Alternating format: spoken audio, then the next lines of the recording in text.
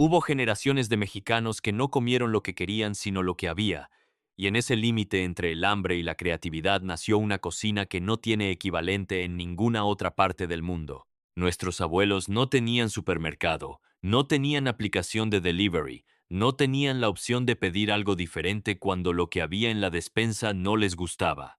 Tenían el campo, el monte, el río, el corral y el conocimiento de cómo convertir cualquier cosa que esos lugares dieran en una comida que alimentara a una familia completa.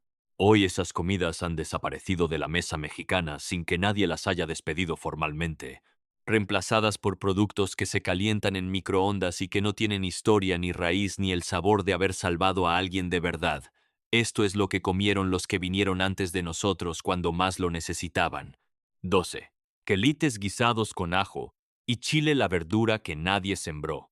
Los quelites son todas las plantas silvestres comestibles que crecen sin que nadie las siembre, sin que nadie las riegue, sin que nadie las cuide. El quintonil, el huauzontle, la malva, el chivito, el pápalo, el cenizo, entre decenas de variedades que aparecen solas en los bordes de los campos, en los terrenos abandonados, en las orillas de los caminos de tierra, con una puntualidad estacional que los abuelos conocían mejor que el calendario.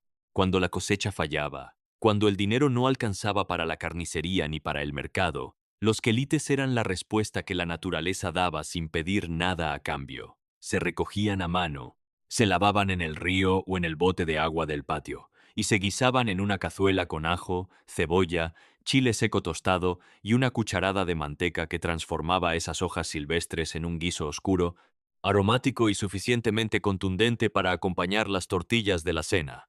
Los abuelos que los comieron no sabían que estaban consumiendo hierro, calcio, vitamina A y proteína vegetal en niveles que los suplementos modernos intentan replicar en cápsulas de 100 pesos. Solo sabían que después de comer quelites el hambre se iba y el cuerpo aguantaba, y eso era suficiente para que la tradición se repitiera cada temporada sin cuestionamiento. ONS. Tamales de hierba santa con frijol blanco Veracruz. El frijol blanco es una variedad que en Veracruz y en el sureste mexicano tiene una historia paralela al frijol negro que el resto del país conoce, con un sabor más suave y una cremosidad natural al cocinarse, que lo hace ideal para preparaciones donde el frijol necesita integrarse con otros ingredientes sin dominarlos. En estos tamales veracruzanos, el frijol blanco se cuece hasta que queda completamente suave, se machaca toscamente con epazote y chile güero, y esa pasta cremosa y ligeramente herbal se convierte en el relleno que va envuelto dentro de la masa de maíz extendida sobre la hoja de hierba santa, esa planta de hojas enormes y olor anisado que en Veracruz crece en cualquier patio con una generosidad que hace imposible ignorarla. La hoja de hierba santa no es solo el envoltorio. Es un ingrediente activo que durante la cocción al vapor cede sus aceites esenciales a la masa y al relleno, de manera que cuando el tamal se abre la masa misma huele a hierba santa desde adentro, no solo en la superficie. Este tamal era la comida que las familias veracruzanas preparaban cuando había excedente de frijol blanco y las hojas de hierba santa del patio pedían ser usadas, y su desaparición avanza porque las nuevas generaciones de veracruzanos que crecen en las ciudades no tienen patio con hierba santa, no conocen el frijol blanco por nombre y no saben que este tamal existió. 10. Torta de cazuela con sobras de la semana cocina de aprovechamiento. La torta de cazuela no es una torta en el sentido contemporáneo de la palabra. Es una preparación que en las cocinas del centro de México se hacía los domingos como manera de aprovechar todo lo que había sobrado durante la semana en la olla, los guisos, los frijoles, el arroz, la verdura cocida, mezclado y organizado en capas dentro de una cazuela de barro. La base era una capa de tortillas viejas remojadas en caldo de la semana, encima el arroz que quedó del miércoles, luego los frijoles refritos del jueves, luego el guiso de verduras que nadie terminó, luego otra capa de tortilla. Y todo se bañaba con una salsa de jitomate asado y chile que se preparaba específicamente para este plato, porque era el elemento nuevo que unificaba todo lo anterior. La cazuela se tapaba y se ponía al fuego hasta que el calor integraba las capas. El caldo de las tortillas subía por los bordes humedeciéndolo todo, y lo que salía No tenía el aspecto ordenado de ningún platillo de restaurante, pero tenía el sabor de la semana entera concentrado en un plato. 9. Atapacua, de verduras cocina purépecha, de Michoacán. La atapacua es una salsa espesa de la cocina purépecha que en su versión más cotidiana y más antigua se preparaba exclusivamente con verduras del huerto y chiles de la temporada, sin carne, sin proteína animal, como una preparación autónoma que se comía con tortillas de maíz y que era suficientemente contundente para constituir una comida completa. La base de la atapacua es la masa de maíz, disuelta en agua o en caldo vegetal, que funciona como espesante natural y como componente central del platillo, a la que se incorpora una pasta de chiles secos tostados, chile ancho, mulato o pasilla, según la disponibilidad molidos con tomate verde asado, ajo tatemado y pepita de calabaza tostada que añade una grasa y un sabor a nuez que dan cuerpo a la preparación sin necesitar ningún ingrediente de origen animal. Las verduras de temporada ejote, chayote, acelga, flor de calabaza, papa se cuecen directamente en esa salsa espesa y la absorben durante la cocción, de manera que cada pieza de verdura queda impregnada del sabor del chile y la pepita desde adentro. Este platillo salvó a comunidades enteras de la Sierra Purépecha durante las temporadas de escasez de carne y hoy es prácticamente invisible fuera de los pueblos donde algunas cocineras mayores todavía lo preparan. 8. Pan de pulque, con piloncillo Hidalgo y Tlaxcala.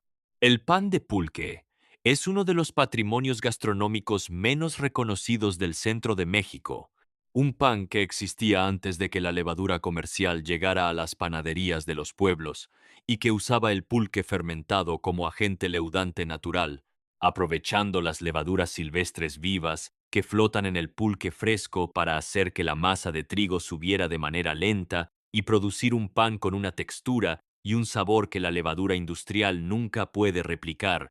La masa se preparaba mezclando harina de trigo con piloncillo disuelto en pulque tibio, manteca de cerdo, sal, canela molida y a veces anís, y se dejaba reposar tapada con un trapo de lana durante horas hasta que el pulque hacía su trabajo y la masa crecía con una lentitud que en el rancho nadie apresuraba porque no había prisa para esas cosas. El pan resultante tenía una miga densa y húmeda, con un sabor ligeramente agrio que venía de la fermentación del pulque y que lo hacía completamente diferente a cualquier pan dulce convencional, con una durabilidad excepcional, que en los ranchos donde no había panadería cerca, significaba tener pan para varios días. Hoy el pulque fresco que se necesita para este pan es difícil de conseguir incluso en los estados donde el maguey pulquero crece, y el conocimiento de los tiempos de fermentación se perdió con las generaciones que lo practicaban cotidianamente. 7. Guiso de habas secas con nopales y hierba santa cocina del altiplano. Las habas secas son uno de los granos más antiguos de la dieta mexicana postconquista, adoptados tan profundamente en la cocina campesina del altiplano que en pocas generaciones pasaron a ser indistinguibles de los ingredientes prehispánicos que las rodeaban. Para este guiso, las habas secas se remojan desde la noche anterior, se pelan quitando la cáscara gruesa que las hace pesadas para el estómago y se cuecen hasta que quedan suaves pero enteras, sin deshacerse, con esa textura firme y cremosa al mismo tiempo que el haba bien cocida tiene y que el haba recocida pierde. Los nopales cocidos y picados se incorporan al guiso junto con el sofrito de jitomate, ajo, cebolla y chile ancho frito en manteca, y las hojas de hierba santa llegan al final, cortadas en tiras y añadidas cuando el fuego ya está bajo, para que su aceite esencial no se evapore con el calor intenso, sino que permanezca en el guiso, dando ese aroma anisado que en el altiplano nadie asociaba con la sofisticación, sino con la cocina de la abuela.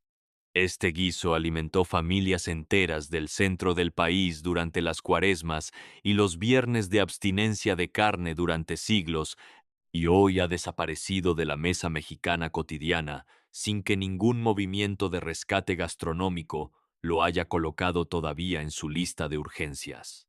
6. Tostadas de salpicón de res con verduras encurtidas.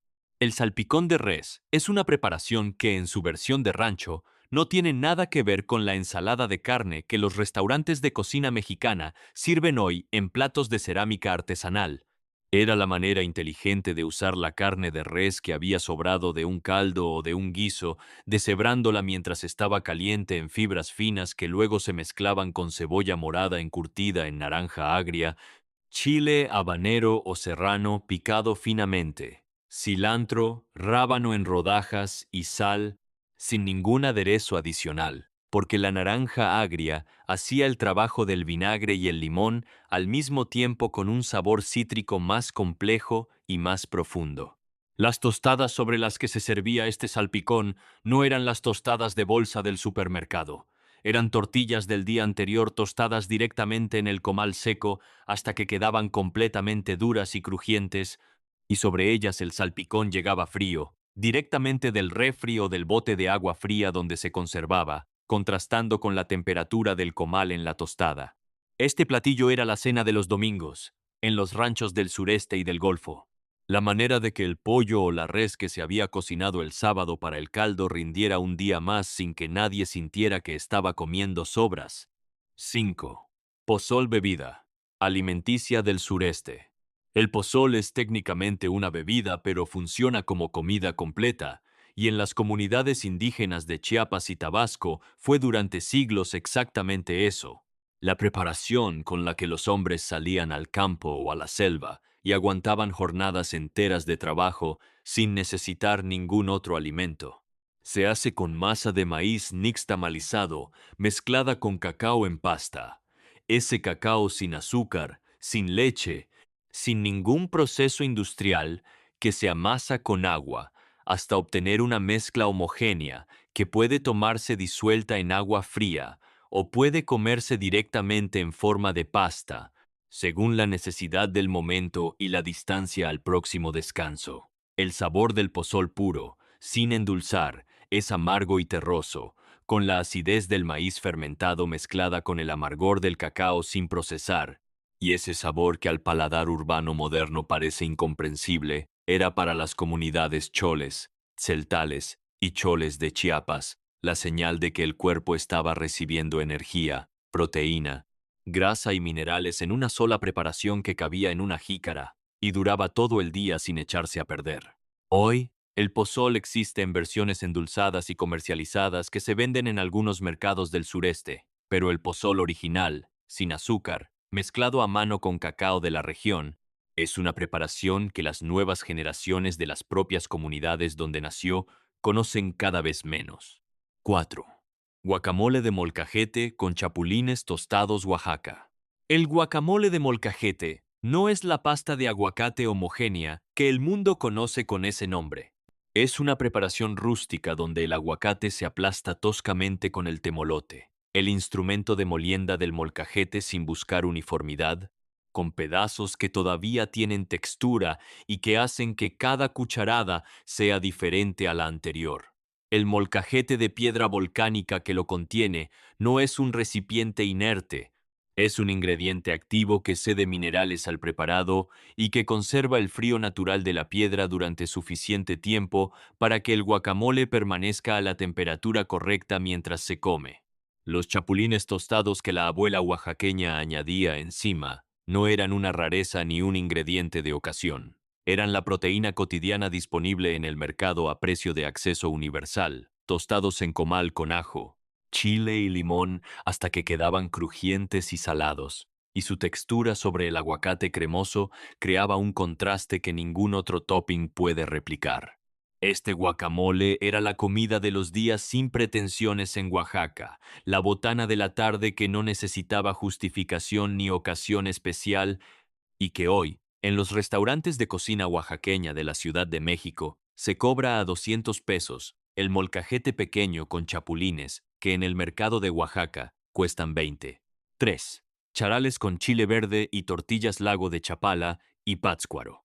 El charal es un pescadito tan pequeño que se come completo, con espinas, con cabeza, con todo, y esa característica que en la primera impresión parece un defecto es en realidad su mayor virtud nutricional. El calcio de las espinas, la proteína del músculo, la grasa del hígado, Todo se consume en una sola mordida sin desperdicio de ningún tipo. En los lagos michoacanos y jaliscienses donde abundaba, el charal se secaba al sol en grandes cantidades para conservarlo durante los meses en que los peces no se podían pescar, y esa versión seca y salada era la que aparecía en la cocina cotidiana de los ranchos cercanos a los lagos durante todo el año.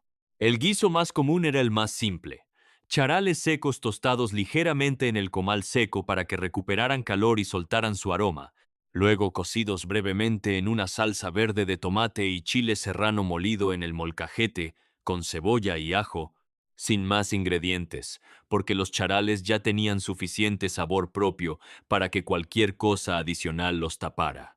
Este guiso costaba prácticamente nada. Era listo en 15 minutos, se comía con tortillas directamente de la cazuela de barro, y tenía más proteína y más calcio por peso que cualquier corte de carne del mismo precio, aunque nadie en el rancho lo sabía en esos términos porque simplemente lo comían porque era lo que había y estaba bueno.